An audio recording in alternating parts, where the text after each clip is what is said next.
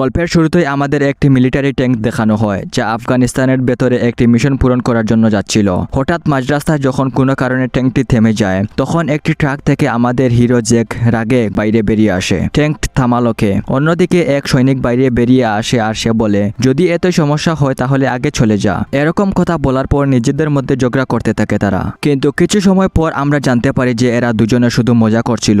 আসলে এই দুজনই আপন ভাই। আসল ব্যাপার হলো জ্যাকের ভাই ইচ্ছে করে ট্যাঙ্কটি খারাপ করে দিয়েছিল যাতে এরা একটু সময় এখানে থামতে পারে। যখন জ্যাক ট্যাঙ্ক ঠিক করছিল তখন তার ভাই তাকে বলে যে, ইয়ার আমরা এখানে কি করছি? আমাদের দুজনের স্বপ্ন ছিল রেঞ্জার হওয়া। ট্রেনিং কমপ্লিট করে আমরা রেঞ্জার হব। আমি সবকিছু চেক করে নিয়েছি। 2 মাস পর জুন মাসের ট্রেনিং শুরু হতে চলেছে। আমরা দুজন একসাথে মিলে এই ট্রেনিং কমপ্লিট করে রেঞ্জার হতে পারি। যার ওপর জ্যাক বলে যে, তুই এসব কি বলছিস? আমার বয়স হয়ে যাচ্ছে, আমি ওই ট্রেনিং কমপ্লিট করতে পারবো না। যার ওপর তার ভাই বলে, আমি রিকোয়ারমেন্ট চেক করে নিয়েছি, আমরা দুজনে এই ট্রেনিং এর জন্য একদম পারফেক্ট। জ্যাক মেনে নেয় আর বলে, ঠিক আছে, যদি তুই বলিস তাহলে দেখে নেব।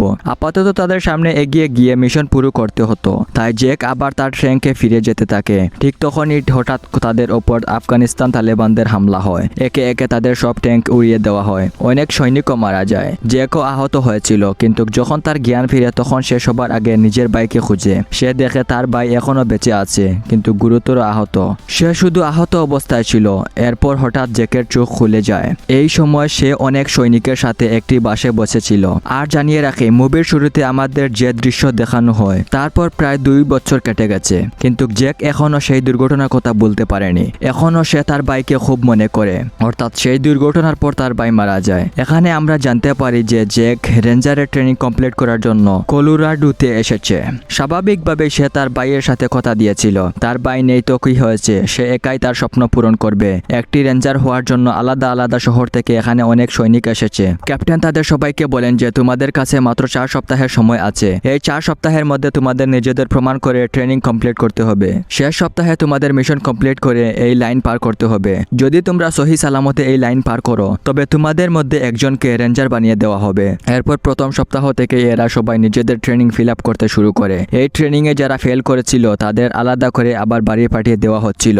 যেমন প্রথম সপ্তাহ কাটছিল, একের পর এক সৈনিক চটে ফেলে তাদের বাড়ি পাঠিয়ে দেওয়া হচ্ছিল, কারণ তারা মিশনে ফেল করছিল বা ট্রেনিং পুরো করতে পারছিল না। ট্রেনিং পুরো করতে করতে প্রায় 2 সপ্তাহ কেটে গিয়েছিল এবং তৃতীয় সপ্তাহ শুরু হয়ে গিয়েছিল। কিন্তু জ্যাক এখন পর্যন্ত কোনো সৈনিকের সাথে মেলামেশা করেনি। সে শুধু নিজের ট্রেনিং এ ফোকাস করছিল। এতটাই ফোকাস করছিল যে বাকি সৈনিকরা তার উপর ফোকাস করতে শুরু করে। একদিন স্মিথ নিজের টিমের কাছে জিজ্ঞেস করে ফেলে যে আসলে এই লোকটাকে। বেলোরিনা তাকে বলে যে এই লোকটা নিজের টিমের সাথে আফগানিস্তানে একটি দলকে বাঁচানোর জন্য গিয়েছিল, কিন্তু তালিবানদের হামলা হওয়ার কারণে তার পুরো টিম মারা যায়, এমনকি তার ভাইও মারা যায়। সে তার বাইকে কাঁধে করে 10 মাইল হেঁটে বেসে নিয়ে গিয়েছিল। এই জন্য তাকে সিলভার স্টার অ্যাওয়ার্ডও দেওয়া হয়েছে। এত কিছু শোনার পর স্মিথ আর নিজেকে ধরে রাখতে পারে না। সে তাকে জিজ্ঞেস করে যে আফগানিস্তানে কি হয়েছিল জ্যাক, কিন্তু জ্যাক এই কথার কোনো উত্তর দেয় না। ঠিক ওই সময় স্মিথের টিম লিডার জ্যাকব তাকে বকতে শুরু করে। সে তাকে বলে যে তুমি এভাবে তাকে এই কথা জিজ্ঞেস করতে পারো না, সে অনেক কিছু হারিয়েছে আর তাকে আবার এসব মনে করিয়ে দিও না। এরপর আমাদের নিউজ দেখানো হয় যে নাসা একটি অ্যাস্টেরয়েড ডিসকভার করেছে। নাসার বক্তব্য হলো এই অ্যাস্টেরয়েড আমাদের পৃথিবীর বায়ুমণ্ডলের ভেতর দিয়ে যেতে চলেছে। কেউ এই নিউজের ওপর বেশি মনোযোগ দেয় না। তৃতীয় সপ্তাহ শুরু হতেই এদের ট্রেনিং কঠিন হয়ে যায়। তৃতীয় সপ্তাহে যে মিশন এদের দেওয়া হয় সেখান থেকে অনেক সৈনিক ফেল হয়ে যায়, তাই তাদের সবাইকে আবার বাড়ি পাঠিয়ে দেওয়া হয়। ট্রেনিং এর 4র্থ সপ্তাহ শুরু হতে চলেছিল, অর্থাৎ শেষ সপ্তাহ। জ্যাক ঠিক করে নিয়েছিল যে সে জীবন বাজি লাগিয়ে দেবে, কিন্তু রেঞ্জার না হওয়া পর্যন্ত বাড়ি ফিরবে না। 4র্থ সপ্তাহ শুরু হওয়ার পর তাদের ট্রেনিং শুরু হয়। তাদের সবাইকে সুইমিং পুলের ভেতর নামিয়ে দেওয়া হয়। বেশ কিছু সময় পর্যন্ত কিছু সৈনিক সার্ভাইভ করে, কিন্তু পরে তারা ওপরে আসতে শুরু করে। কিন্তু জ্যাক হার মানে না। সে শেষ পর্যন্ত পৌঁছাতে চেয়েছিল, কিন্তু যখন তার সাহস ভাঙতে থাকে তখন সে নিজের ভাইকে মনে করে। জলের নিচে সে অজ্ঞান হয়ে গিয়েছিল। তখন সঠিক সময়ে জলদি সৈনিকরা তাকে জল থেকে বাইরে বের করে আনে। তার শরীরের ভেতরে জল ঢুকে গিয়েছিল। যেমনই শরীর থেকে জল বাইরে বেরোয় সে নরমাল হয়ে যায়। এই দুর্ঘটনার পর ক্যাপ্টেন তাকে নিজের অফিসে ডাকেন তার সাথে কথা বলার জন্য। ক্যাপ্টেন তাকে বলেন যে আমি তোমাকে ট্রেনিং থেকে বের করছি, তুমি বাড়ি ফিরে যাও। এটা শুনে জ্যাক রেগে যায় আর তাকে জিজ্ঞেস করে যে আসলে আমার ভুল কি, আমি সবকিছু ঠিক করছি, প্রতিটি মিশন সঠিকভাবে পূরণ করছি। যার পর ক্যাপ্টেন তাকে বলে যে কথা মিশনের হচ্ছে না, কথা হচ্ছে সেটার যার তোমার মাথায় চলছে। আমি নোটিশও করেছি আর অন্যদের মুখেও শুনেছি যে তুমি পাগলের মতো এই ট্রেনিং পুরো করছো। না তুমি রাতে ঠিক করে ঘুমাও আর না তুমি কারোর সাথে কথাবার্তা বলো। তুমি একজন ইঞ্জিনিয়ার আর তুমি জানো যে বড় থেকে বড় মেশিনেরও একটি লিমিট থাকে। এই ট্রেনিং এ আসার জন্য তুমি প্রায় 4 বার অ্যাপ্লাই করেছো, কিন্তু তোমার বয়সের কারণে তোমাকে বারবার রিজেক্ট করে দেওয়া হয়েছে। আমি শুধু এটুকুই চাই যে এই পেপারে সাইন করো আর ট্রেনিং ছেড়ে চলে যাও। আর যদি আমরা বের করি তাহলে তুমি কখনো এই ট্রেনিং এ আসতে পারবে না। জ্যাক বলে যে এটা শেষ সপ্তাহ, তাই আমি ট্রেনিং ছেড়ে যাব না। এতটা বলার পর সে এখান থেকে ফিরে চলে যায়। চতুর্থ ট্রেনিং এ আরো কিছু লোক ফেল হয়ে যায়, তাদের বাইরে বের করে দেওয়া হয়। আর এখানে আমরা জানতে পারি যে জ্যাককে বাইরে বের করা হয়নি, শেষ মিশন পুরো করার জন্য তাকে বেছে নেওয়া হয়েছে। ক্যাপ্টেন সবাইকে মিশন কি আর তা পূরণ করার জন্য কি কি করতে হবে তা বলে দেন। মনে রেখো এই সব কিছুই একদম ট্রেনিং এর মতো হতে চলেছে। যে সৈনিকদের বেছে নেওয়া হয়েছে হেলিকপ্টারের মাধ্যমে তাদের এই এরিয়ায় নামিয়ে দেওয়া হবে যেখানে তাদের মিশন পুরো করতে হবে। মিশনে এমন কিছু হতে পারে আমাদের একটি এয়ারক্রাফট শত্রুদের এলাকায় গুলি করে নামানো হয়েছে। রেঞ্জারদের তল্লাশিও বাঁচানোর জন্য টাস্ক দেওয়া হয়েছে। তোমাদের সবাইকে এয়ারক্রাফটের কাছে গিয়ে ওটাকে নষ্ট করতে হবে যাতে ওই এয়ারক্রাফট শত্রুদের হাতে না পড়ে। এরপর তোমাদের সবাইকে বিদ্রোহীদের গ্রাম খুঁজে বের করতে হবে যেখানে জেটের পাইলটকে বন্দি করে রাখা হয়েছে। একটি বিষয় খেয়াল রাখবে, ইনস্ট্রাক্টররা চারপাশ থেকে ওত পেতে বসে থাকবে। তারা সুযোগ বুঝে তোমাদের ওপর যে কোনো সময় হামলা করতে পারে। যোগাযোগের জন্য তোমাদের একটি রেডিও দেওয়া হবে যাতে দিনরাত তোমরা সিচুয়েশনের রিপোর্ট পেতে পারো। এ পর্যন্ত জেকব টিমকে কমান্ড করছিল, কিন্তু এখন তাকে সেকেন্ড কমান্ডার বানিয়ে দেওয়া হয়। ফার্স্ট কমান্ডার জ্যাককে বানিয়ে দেওয়া হয়, মানে এখন সে টিমকে লিড করবে আর তাদের কমান্ড দেবে। ক্যাপ্টেন তাকে ইচ্ছে করে লিডার বানিয়েছেন। যদি তোমরা সবাই আমবুশ হামলার ফেসে যাও তবে মিশন শেষ আর তোমাদের সবাই ফেল হয়ে যাবে, কিন্তু যদি তোমরা ফিনিশ লাইন পার করতে পারো তবে আমি তোমাদের নিজে ইউএসএ আর্মি রেঞ্জারের অ্যাওয়ার্ড দেব। এরপর এদের মিশন স্টার্ট হয়। দুটো হেলিকপ্টারে এদের সবাইকে নিয়ে গিয়ে ড্রপ জোনে ড্রপ করে দেয়। এখন এখান থেকে এদের সবাইকে পায়ে হেঁটে নিজেদের টার্গেটের দিকে এগিয়ে যেতে হবে। এদের কাছে কম্পাস ছিল, রেডিও ছিল, যার সাহায্যে এরা নিজেদেরকে এগিয়ে নিয়ে যায় সামনের দিকে। সারাদিন হাঁটার পর রাতের বেলা সব সৈনিক জঙ্গলে বসে আরাম করছিল, কিন্তু ঠিক ওই সময় তাদের কাছ থেকে খুব স্পিডে একটা কিছু চলে যেতে থাকে। এদের সবার মনে হলো যে ক্যাপ্টেন জানতে পেরেছে যে এরা আরাম করছে, তাই কোনো রকেট ছেড়েছে। এরপর এরা সবাই এগিয়ে যায় আর সকাল হতে হতে নিজেদের টার্গেটে পৌঁছে যায়। টার্গেটে পৌঁছানোর সময় সামনে এগিয়ে এরা একটি মেশিন দেখতে পায় যা নদীর কাছে ছিল। এদের ওপর হামলা করার জন্য ইনস্ট্রাক্টররা ওত পেতে বসে থাকে, তাই সব সৈনিক মিলে প্ল্যান বানায়। রেডিও চালু করে কন্ট্যাক্ট করার চেষ্টা করে, কিন্তু রেডিওতে কোনো জবাব আসে না। বরং সৈনিক তাদের বলে যে রেডিও থেকে খুব অদ্ভুত আওয়াজ আসছে। এমনকি একজন সৈনিক তাকে এটাও বলে যে কোঅর্ডিনেট অনুযায়ী আমরা আমাদের টার্গেট থেকে 100 মিটার দূরে আছি। কিন্তু কেউ এই কথাকে বেশি সিরিয়াসলি নেয় না, কারণ 100 মিটার বেশি দূরে ছিল না। এরা কোঅর্ডিনেটের ওপর দেয় না কারণ টার্গেট এদের সামনে ছিল। প্ল্যান অনুযায়ী সব সৈনিক নিচে নামতে থাকে ওই মেশিন ওড়ানোর জন্য। সব সৈনিক আলাদা আলাদা পজিশনে গিয়ে বসে যায়। মেশিনের কাছে যাওয়ার আগে এরা চেক করে যে কোনো ইনস্ট্রাক্টর আশেপাশে ওত পেতে বসে নেই তো। ওই সময় জ্যাকের চোখে চকচকে কোনো কিছু পড়ে, কিন্তু জ্যাক এর উপর বেশি ধ্যান দেয় না। তবুও কোঅর্ডিনেট নিয়ে তার মনে সন্দেহ ছিল। শুধু একবার চেক করার জন্য সে জঙ্গলের দিকে যায়। এদিকে যেমনই সৈনিকরা সুযোগ পায় তারা বোমা রেডি করে আর ওটা মেশিনের গায়ে লাগিয়ে দেয়। এরা মেশিনটি ওড়াতে যাচ্ছিল। ঠিক ওই সময় জ্যাক জঙ্গলের ভেতর এই জেট দেখতে পায় যার কথা ক্যাপ্টেন বলেছিল, মানে এদের টার্গেট এই জেট ছিল। এই সময় জ্যাক নিজের টিমের থেকে অনেকটা দূরে ছিল। সে নিজের টিমকে থামানোর জন্য তাদের দিকে দৌড়ায়, কিন্তু তার আগে তার টিম বোমা লাগিয়ে ওই মেশিনটি উড়িয়ে দেয়। পরে তারা জানতে পারে যে ওই মেশিনের একটা আঁচড়ও লাগেনি, বরং পরের মুহূর্তে ওই মেশিনটি একটি রোবটের মতো তাদের সামনে দাঁড়িয়ে যায়। সে স্টার্ট হয় আর সবাইকে স্ক্যান করতে শুরু করে। এখন পর্যন্ত সব সৈনিকদের মাথায় আসছিল না যে তাদের সামনে কি জিনিস আর সে কি করছে, কিন্তু তাদের স্ক্যান করার পর যখন সে নিজের মেশিন থেকে গান বের করে তখন তাদের মাথায় আসে যে এখন কি হতে চলেছে।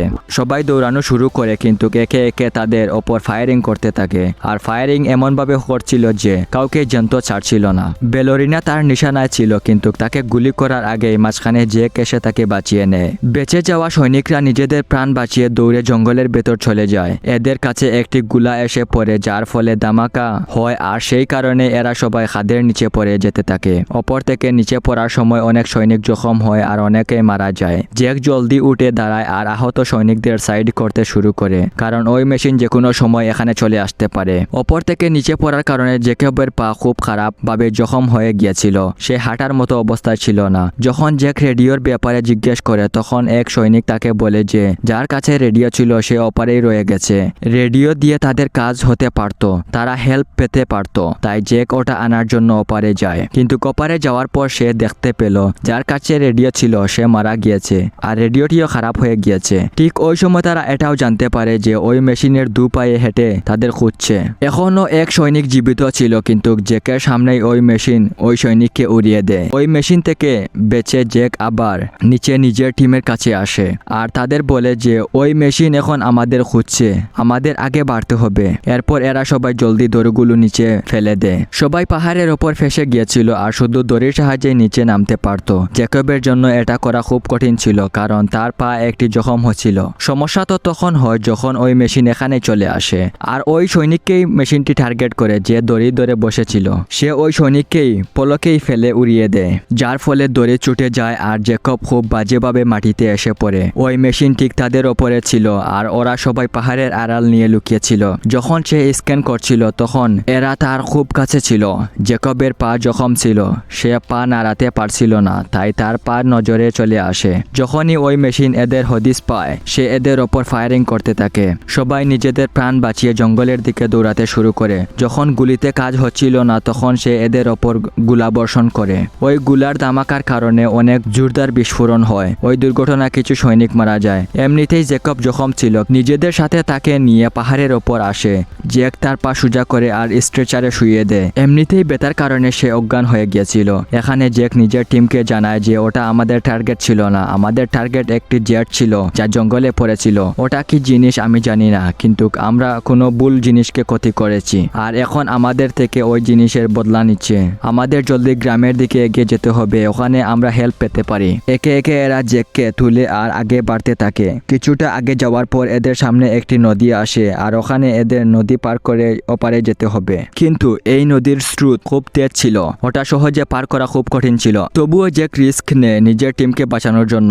সে জলের সাহায্যে ওপারে যাওয়ার চেষ্টা করে। এমনিতে জলের টান খুব বেশি ছিল, কিন্তু তবুও সে ওপারে পৌঁছে যায় আর গাছ দিয়ে দড়ি বেঁধে দেয়। দড়ি বাঁধার পর প্রথমে স্মিথ জ্যাকবকে নিজের সাথে নিয়ে ওপারে যাওয়ার চেষ্টা করে, কিন্তু এই দড়ির মাঝখানে একটি গেট ছিল যার ওপর স্ট্রেচারের ক্লিপ ফেসে যায়। যদিও স্মিথ ওই ক্লিপ ছাড়ানোর চেষ্টা করে, কিন্তু এর মাঝে ভুল হলে জ্যাকব স্ট্রেচারের সাথে ঝুলতে থাকে। এদের বিপদ দেখে জ্যাক তাকে বাঁচানোর জন্য যায়। অন্যদিকে বেলোরিনাও এদের বাঁচানোর জন্য এগিয়ে আসতে থাকে। এমনিতে এরা কাছাকাছি পৌঁছে গিয়েছিল, কিন্তু জ্যাকবকে বাঁচানোর আগেই এই মেশিন এখানেই চলে আসে।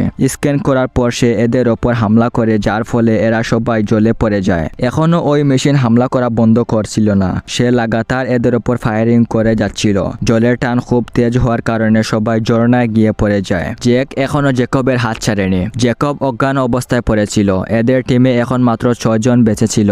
ওই মেশিনের কাছে আসার আগেই এরা জ্যাকবকে সাথে নিয়ে গ্রামের দিকে এগোয়। গ্রামে পৌঁছানোর পর এরা জানতে পারে যে এখান দিয়ে সব জলে ছাই হয়ে গিয়েছে, মানে ওই মেশিন আগেই এখানে পৌঁছে গিয়েছিল। কিন্তু এখানে এরা জানতে পারে যে ওটা আকাশ থেকে পড়েছে। নিউজে যে অ্যাস্ট্রয়েডের কথা হচ্ছিল সেটা ওই মেশিনই ছিল। জ্যাক তার সাথীদের বলে আমাদের জলদি এই ট্যাঙ্ক ঠিক করতে হবে, কারণ এটার সাহায্যেই আমরা জলদি বেস পর্যন্ত পৌঁছাতে পারবো। যখন এরা ট্যাঙ্ক স্টার্ট করে তা সহজেই স্টার্ট হয়ে যায়, কিন্তু সমস্যা এখন ছিল কারণ তার টায়ার ফেসে গিয়েছে।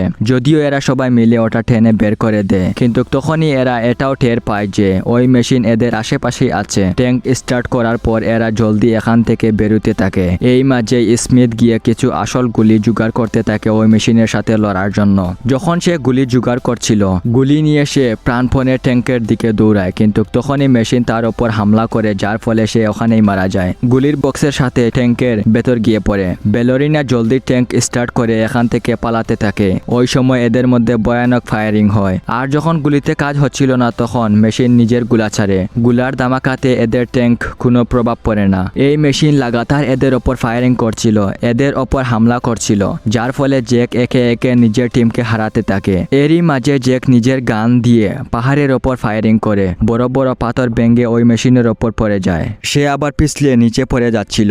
ঠিক ওই সময় জ্যাকবের জ্ঞান ফিরে। প্রথমে সে তাকে বাঁচানোর জন্য জ্যাককে ধন্যবাদ জানায়, আর তারপর তাকে বলে যে প্রতিটি জিনিসের একটি দুর্বলতা থাকে, আর এই মেশিনেরও কোনো না কোনো দুর্বলতা নিশ্চয়ই থাকবে। মেশিন ধীরে ধীরে এদের কাছে আসছিল। ওই সময় জ্যাক নির্দেশ করে যে ওই মেশিনের ওপরের অংশে একটি ছোট্ট জায়গা আছে যেখান থেকে দুয়ার মতো কিছু বেরোচ্ছে। ওই জিনিসটি দেখার পর জ্যাকের মাথায় একটি আইডিয়া আসে। সে বুঝে যায় যে ওই জিনিসকে কিভাবে খতম করতে হবে। সে জলদি জ্যাকবকে গাছের আড়ালে বসিয়ে দেয় আর তাকে বলে যে এখানে অপেক্ষা করো, আমি কিছুক্ষণের মধ্যেই আসছি। এরপর সে একাই ওই জায়গায় যায় যেখানে মাইনিং এর কাজ চলছিল। এই জায়গাটি সে দিনে দেখেছিল যখন সে হেলিকপ্টারে বসে এটার ওপর দিয়ে যাচ্ছিল। ভেতরের দিকে সে একটি জেসিবি দেখতে পায় যা দিয়ে তার কাজ সহজ হতে চলেছে। যেখান দিয়ে মেশিন চালু বন্ধ করা হয় সেই রিমোট সে ভেতরে পেয়ে যায়। এরপর সে ওই মেশিনকে নিজের দিকে ডাকার জন্য আকাশে ফায়ার গান চালায়। কিছু সময় পর যেমনই ওই মেশিন এখানে এসে পৌঁছায় ঠিক ওই সময় জ্যাক বিস্ফোরণ ঘটায়। এই বিস্ফোরণের কারণে মেশিন নিচে পড়ে যায়। ওই সময় জ্যাক যেমন সুযোগ পায় সে জেসিবি নিয়ে বাইরে আসে। জেসিবি নিয়ে সে সরাসরি মেশিনের ওপর ধাক্কা দেয়। মেশিনকে নিয়ে গিয়ে দেয়ালের সাথে চেপে দেয়। এরপর সে তখনই রিমোটের বাটন চেপে দেয়, যার ফলে ওপরে যে মেশিন ছিল তা চালু হয়ে যায়। ছোট ছোট যে পাথর ছিল তা ওই মেশিনের ওপর এসে পড়তে থাকে। পাথর যেমনই ভেতরে যায় ওই মেশিন লাল হয়ে যায়। জ্যাক জলদি দৌড়ায় আর ঠিক ওই সময় জোরদার ধামাকা হয়। এভাবেই ওই মেশিনের খতম হয়ে যায়। এরপর জ্যাক আবার গিয়ে জ্যাকবকে নিজের কাঁধে তুলে আর তাকে নিয়ে বেসের দিকে যেতে থাকে। যখন সে বেসে পৌঁছায় তখন সে দেখে ওখানেও চারিদিকে হাহাকার পড়ে গেছে। জ্যাকবকে নিজের সাথে নিয়ে সে রেঞ্জারের শেষ লাইন পার করে, মানে এরা দুজন একসাথে এই মিশন পুরো করে আর রেঞ্জার হয়। জ্যাকব তাকে ধন্যবাদ জানায়। এরপর মেডিকেল টিম তাকে তুলে নিয়ে চলে যায়। এখানে জ্যাক কিছু মেশিন দেখে যা ফোর্স তুলে নিয়ে আসছিল। তখন ক্যাপ্টেন তার কাছে এসে তাকে বলেন যে ওই মেশিনগুলো চারিদিকে ছড়িয়ে আছে। আমাদের ব্যাটালিয়ন এই বেঁচে মানুষকে বাঁচাতে ফেসেছিল, তাই আমরা তোমাকে বাঁচাতে পারিনি। নিউজের মাধ্যমে আমরা জানতে পারি যে ওই অ্যাস্টেরয়েড আলাদা আলাদা জায়গায় গিয়ে পড়েছে। ওই মেশিনগুলো দুনিয়ার চারিদিকে ছড়িয়ে পড়েছে। এদিকে জ্যাকের ইনভেস্টিগেশন পুরো হওয়ার পর ক্যাপ্টেন তাকে জিজ্ঞেস করেন যে তুমি যে মেশিনকে মেরেছ তা কিভাবে মারলে। যখন জ্যাক তাদের বলে যে ওই মেশিনের ওপরের অংশে একটি ছোট্ট জায়গা ছিল, ওই জায়গা থেকে সে মাঝে মাঝে ধোঁয়া বা গ্যাস ছাড়ে। যদি আমরা ওটার ভেতর কিছু ফেলে দেই তবে এর পুরো সিস্টেম অচল হয়ে যাবে। এভাবেই আমরা ওই মেশিনকে ধ্বংস করে দিয়েছি। এরপর ক্যাপ্টেন তাকে বলে যে তুমি এটার যোগ্য। এতটা বলার পর তিনি তাকে ইউএসএ আর্মি রেঞ্জার অ্যাওয়ার্ড দেন। তাকে বলেন যে এখন তুমি একজন রেঞ্জার হয়ে গেছো, তোমাকে নিজের টিম নিয়ে ওই মেশিনগুলোকে খতম করার জন্য বেরোতে হবে। এরপর জ্যাক নিজের টিমের সাথে গিয়ে তাদের সাহস যোগায় আর তাদের নিয়ে মিশনে বেরিয়ে পড়ে। এর সাথেই বন্ধুরা এই গল্প এখানেই শেষ হয়ে যায়।